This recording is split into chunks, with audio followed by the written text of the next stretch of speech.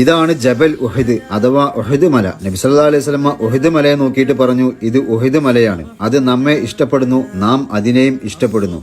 ഈ മല സ്വർഗത്തിലുമുണ്ട്. യാത്രകൾ കഴിഞ്ഞ് മദീനയിൽ തിരിച്ചെത്തുന്ന തിരുനബിയെ വരവേൽക്കാൻ പലപ്പോഴും ഉഹദ് മല പുഷ്പിച്ച് വർണ്ണ സുഗന്ധങ്ങളിൽ കുളിച്ചു നിൽക്കാറുണ്ടെന്ന് സ്വഹാബിമാർ സാക്ഷ്യപ്പെടുത്തിയിട്ടുണ്ട്. ഉഹദ് മലയ്ക്ക് ഈ പേര് കിട്ടാനുള്ള കാരണമായി പറയപ്പെടുന്നത് അറേബ്യയിലെ മറ്റു മലകളിൽ നിന്ന് ഒറ്റപ്പെട്ടു നിൽക്കുന്ന മലയായതിനാലാണ്. അതായത് ഉഹദ് എന്ന വാക്കിന്റെ അർത്ഥം ഒറ്റയാൻ എന്നാണ്. അറേബ്യൻ ഉപദ്വീപിലെ ഏറ്റവും വലിയ മലകളിൽ ഒന്നാണിത്. 8 കിലോമീറ്റർ നീളവും 2 കിലോമീറ്റർ വീതിയുമുണ്ട് ഉഹദ് മലയ്ക്ക്.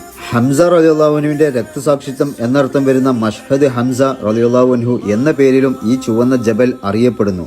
ഇസ്ലാമിക ചരിത്രത്തിലെ രണ്ടാമത്തെ യുദ്ധമായ ഉഹദ് യുദ്ധം നടന്നത് ഈ മലയുടെ ചെരിവിൽ വെച്ചാണ്. ബദർ യുദ്ധത്തിലേറ്റ വമ്പൻ പരാജയം കാരണം മക്കക്കാരായ ശത്രുക്കൾ മദീനയെ ആക്രമിക്കാൻ വന്ന യുദ്ധമാണ് ഉഹദ് യുദ്ധം. റസൂലിന്റെ ജന്മസ്ഥലമായ മക്കയിൽ ശത്രുക്കൾ നബിയെയും സ്വഹാബാക്കളെയും സ്വസ്ഥമായി ജീവിക്കാൻ സമ്മതിച്ചില്ല. തുടർന്ന് നബിയും സ്വഹാബാക്കളും മക്കയിൽ നിന്ന് മദീനയിലേക്ക് പലായനം ചെയ്തു. മദീനക്കാർ നബിയെയും സ്വഹാബാക്കളെയും ഇരുകൈയും നീട്ടി സ്വീകരിച്ചു. എന്നാൽ മക്കക്കാരായ ശത്രുക്കൾ നബിയെയും സ്വഹാബാക്കളെയും സ്വസ്ഥമായി മദീനത്ത് ജീവിക്കാനും സമ്മതിച്ചില്ല. ശത്രുക്കൾ അബൂ സുഫിയാൻ, ഖാലിദ് ഇബ്നു വലീദ് റളിയല്ലാഹു അൻഹുമ എന്നിവരുടെ നേതൃത്വത്തിൽ 3000-ഓളം ഭടന്മാരുമായിട്ടാണ് യുദ്ധത്തിന് മദീനത്തേക്ക് വന്നത്. അതിൽ 200 കുതിരപ്പടയാളികളും ഉണ്ടായിരുന്നു. എന്നാൽ 1000-ഓളം പേര് മാത്രമാണ് മുസ്ലിം സൈന്യത്തിൽ ഉണ്ടായിരുന്നത്. ഇതിൽ അബ്ദുല്ലാഹിബ്നു സലൂൽ എന്ന മുനാഫിക്കിന്റെ നേതൃത്വത്തിൽ 300 ആളുകൾ വഴിയിൽ വെച്ച് പിന്തിരിഞ്ഞുപോയി. അബ്ദുല്ലാഹിബ്നു സുബൈർ റളിയല്ലാഹുവിന്റെ നേതൃത്വത്തിൽ 50 അമ്പെയ്ത്തുകാരെ നിർത്തിയത് ഈ കാണുന്ന സ്ഥലത്താണ്. അവരോട് നബി സല്ലല്ലാഹു അലൈഹി വസല്ലം പറഞ്ഞിരുന്നു, എന്ത് വന്നാലും എന്റെ സമ്മതം കിട്ടാതെ അവിടെ നിന്ന് ഇറങ്ങരുത് എന്ന്. ജബലുർ റുമാത്ത് എന്നാണ് ഈ മലയുടെ പേര്. അതായത് അമ്പെയ്ത്തുകാരുടെ മല എന്ന് അർത്ഥം. ഉഹദ് യുദ്ധത്തിന്റെ മുമ്പ് ഈ മലയുടെ പേര് ജബൽ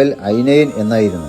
ഏതായാലും യുദ്ധത്തിന്റെ ആദ്യഘട്ടത്തിൽ മുസ്ലിം സൈന്യം വിജയിക്കുകയുണ്ടായി. അങ്ങനെ ശത്രുക്കൾ ഇവിടെ നിന്ന് ഓടിപ്പോയപ്പോൾ അവരുടെ ഗനീമത്ത് സ്വത്തുക്കൾ മുസ്ലിങ്ങൾ സ്വരൂപിക്കുന്നതിന്റെ ഇടയിൽ ജബലുർ റമാത്തിൽ നിന്നിരുന്ന അമ്പെയ്ത്തുകാരായ 41 സഹാബികൾ ശത്രുക്കൾ ഓടിപ്പോകുന്നത് കണ്ട് ഇവിടെ നിന്ന് ഇറങ്ങി. ഈ സമയത്ത് അമ്പെയ്ത്തുകാരുടെ നേതാവായ അബ്ദുല്ലാഹിബ്നു സുബൈർ റളിയല്ലാഹു അൻഹു അവരോട് പറഞ്ഞു, നബിയുടെ സമ്മതം കിട്ടിയിട്ട് ഇറങ്ങിയാൽ മതിയെന്ന്. എന്നാൽ യുദ്ധം കഴിഞ്ഞു, യുദ്ധത്തിൽ വിജയിച്ചു എന്ന് കരുതിയിട്ടാണ് ആ 41 സഹാബാക്കളും ഇവിടെ നിന്ന് താഴേക്ക് ഇറങ്ങിപ്പോയത്. എന്നാൽ ഈ സഹാബാക്കൾ ഇവിടെ നിന്ന് ഇറങ്ങുന്നത് അന്ന് ശത്രുക്കളുടെ നേതാവായിരുന്ന പിൽക്കാലത്ത് സഹാബിയായി തീർന്ന ഖാലിദ് ഇബ്നു വലീദ് റളിയല്ലാഹു അൻഹു കണ്ടു. ശത്രുക്കൾക്ക് ഏറ്റവും കൂടുതൽ പ്രതിരോധം സൃഷ്ടിച്ചത് ജബലുർ റമാത്തിൽ ഉണ്ടായിരുന്ന അമ്പെയ്ത്തുകാരായിരുന്നു.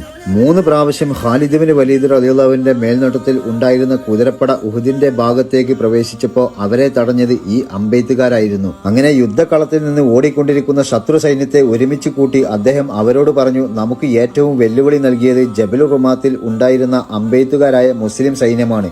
എന്നാൽ അവരിപ്പോ അവിടെ നിന്ന് താഴേക്ക് ഇറങ്ങിയിട്ടുണ്ട്. നമ്മളിപ്പോൾ മുസ്ലിം സൈന്യത്തെ ഉഹദിന്റെ പിൻഭാഗത്തിലൂടെ വന്ന് ആക്രമിച്ചാൽ നമുക്ക് വിജയം ഉറപ്പാണ്. അങ്ങനെ ശത്രു സൈന്യം വീണ്ടും തിരിച്ചു വന്നു. ബാക്കിയുണ്ടായിരുന്ന അമ്പെയ്ത്തുകാരായ സ്വഹാബികളെ വകവരുത്തി അവരുടെ പട്ടാളക്കാർ ജബലുർ റുമാത്തിൽ സ്ഥാനം പിടിച്ചു. യുദ്ധാനന്തരം മുതൽ സ്വരൂപിക്കുന്ന മുസ്ലിം സൈന്യത്തെ അവർ ആക്രമിച്ചു. മുസ്ലിം സൈന്യത്തിന് വൻ നഷ്ടം സംഭവിച്ചു. 70 സ്വഹാബികൾ ഉഹദ് യുദ്ധത്തിൽ ഷഹീദായി. ഈ ഒരു സംഭവത്തിൽ നിന്ന് നമുക്കുള്ള പാഠം എന്തെന്നാൽ റസൂലിന്റെ വാക്ക് കേട്ടില്ലെങ്കിൽ നമുക്ക് എന്നും പരാജയം തന്നെയായിരിക്കും എന്നാണ്. ഇന്നത്തെ മുസ്ലിം ലോകത്തിന്റെ അവസ്ഥക്ക് കാരണവും ഇതൊക്കെ തന്നെയാണ്. അങ്ങനെ യുദ്ധത്തിൽ നബി സല്ലല്ലാഹു അലൈഹി വസല്ലം അടക്കം നിരവധി സഹാബികൾക്കും പരിക്ക് പറ്റി. നബിയെ അബൂബക്കർ തങ്ങളും ഉമർ തങ്ങളും അലിയാർ തങ്ങളും അടക്കമുള്ള സഹാബികൾ ശത്രുക്കളിൽ നിന്ന് സംരക്ഷിച്ചു. ഉഹദ് മലയിൽ ഈ കാണുന്ന ഈ ഒരു വിടവ് ജിബ്രീൽ അലൈഹിസ്സലാത്തു വസ്സലാം പിളർത്തിയ വിടവാണ്. നബിയെ ഈ വിടവിനുള്ളിലേക്ക് ജിബ്രീൽ അലൈഹിസ്സലാത്തു വസ്സലാം പ്രവേശിപ്പിക്കുകയും ശത്രുക്കൾക്ക് നബിയെ കിട്ടാതെ വരികയും ചെയ്തു. അങ്ങനെ മുസ്ലിം സൈന്യം യുദ്ധത്തിന്റെ 3ാം ഘട്ടം ശക്തമായി പോരാടുകയും വിജയം കൈവരിക്കുകയും ചെയ്തു. ഈ കാണുന്ന മാപ്പ് ഉഹദ് യുദ്ധം നടന്ന രീതിയെയാണ് സൂചിപ്പിക്കുന്നത്. ചുവപ്പ് ശത്രു സൈന്യത്തിന്റെ വരവും പച്ച മുസ്ലിം സൈന്യത്തിന്റെ വരവുമാണ്. ഉഹദ് യുദ്ധത്തിന്റെ ഇടയ്ക്ക് നബി സല്ലല്ലാഹു അലൈഹി വസല്ലം നിസ്കാരം ജമ്മാക്കി നിസ്കരിച്ച പള്ളിയാണിത്. ഈ പള്ളിയുടെ പേര് മസ്ജിദ് ഫസഹ എന്നാണ്. ഇതിപ്പോ ഒന്ന് സംരക്ഷിച്ച് നിർത്തിയിട്ടുണ്ട്. അകത്തേക്ക് നമുക്ക് കയറാൻ പറ്റില്ല, വേലിയൊക്കെ കെട്ടിയിട്ടുണ്ട്. നിങ്ങൾക്ക് വീഡിയോ കണ്ടാൽ മനസ്സിലാകും. ഈ പള്ളിയുടെ മിഹ്റാബാണ് ഇത് കേട്ടോ. അതുപോലെ തന്നെ നബിയെ ശത്രുക്കളിൽ നിന്ന് രക്ഷിക്കാൻ വേണ്ടിയിട്ട് ഉഹദ് മല പിളർത്തിയിട്ട് ജിബ്രീൽ അലൈഹിസ്സലാം വന്ന് ആ പിളർത്തിയ ഭാഗം ഉണ്ടല്ലോ, അതിപ്പോ അടച്ചിട്ടുണ്ട്. അകത്തേക്ക് ഇപ്പൊ കയറാൻ പറ്റൂല. ഒരിക്കൽ നബി സല്ലല്ലാഹു അലൈഹി വസല്ലമയും അബൂബക്കർ സിദ്ദീഖ് തങ്ങളും ഉമർ തങ്ങളും അലിയാർ തങ്ങളും കൂടി ഉഹദ് മലയിൽ കയറുമ്പോൾ ആ സമയത്ത് ഉഹദ് മല ഒന്ന് വിറക്കാൻ തുടങ്ങി. അപ്പോൾ നബി സല്ലല്ലാഹു അലൈഹി വസല്ലം ഉഹദ് മലയോട് പറഞ്ഞു, ഉഹദേ, നീ അടങ്ങുക. നിന്റെ മേലെ ഒരു നബിയും ഒരു സിദ്ദീഖും 2 ശുഹദാക്കളുമാണ് നിൽക്കുന്നത്. 2 ശുഹദാക്കൾ എന്ന് റസൂൽ അവിടെ പരാമർശിച്ചത് ഉമർ തങ്ങളെയും അലിയാർ തങ്ങളെയുമാണ്. ഈ 2 സ്വഹാബാക്കളും പിന്നീട് ഷഹീദായത് നമുക്കറിയുന്ന കാര്യമാണ്. ഉഹദ് മലയുടെ പടിഞ്ഞാറ് ഭാഗത്ത് മൂസാ നബി അലൈഹിസ്സലാത്തു വസ്സലാമിന്റെ സഹോദരനായ ഹാറൂൻ നബി അലൈഹിസ്സലാത്തു വസ്സലാമിന്റെ ഖബറുണ്ട് എന്ന് പറയപ്പെടുന്നുണ്ട്. ഇവിടെ കാണുന്ന ഈ പള്ളിയുടെ പേരാണ് മസ്ജിദ് ഹംസത്തുൽ ഖറാർ റളിയല്ലാഹു അൻഹു.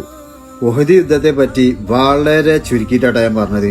ഇത് എന്തിനാണ് പറഞ്ഞു തരുന്നതെന്ന് ചോദിച്ചാൽ, ഏതൊരു സമൂഹത്തിന്റെയും അടിസ്ഥാനം എന്ന് പറഞ്ഞാൽ ചരിത്രമാണ്. ചരിത്രം മറന്നു കഴിഞ്ഞാൽ ആ സമൂഹത്തിന്റെ അടിത്തറ തന്നെ നഷ്ടപ്പെട്ടു എന്നാണ് പറയല്. അപ്പൊ പിന്നെ ഒന്നും കൂടി ചരിത്രം ഇടക്കിടക്ക് ഇങ്ങനെ പറഞ്ഞു തരുമ്പോൾ നമുക്കെന്താവും, ആ ചരിത്രത്തിലേക്ക് ഒന്നും കൂടി സഞ്ചരിക്കാൻ കഴിയും. നബി സല്ലല്ലാഹു അലൈഹി വസല്ലമയുടെ പള്ളിയായ മസ്ജിദ് നബവിയിൽ നിന്ന് ഏകദേശം ഉഹദിന്റെ അടുത്തേക്ക് 4 കിലോമീറ്റർ ദൂരമാണ്. ഉഹദുമായി ബന്ധപ്പെട്ട് ഒരുപാട് കാര്യങ്ങൾ ഇനിയും പറയാനുണ്ട്.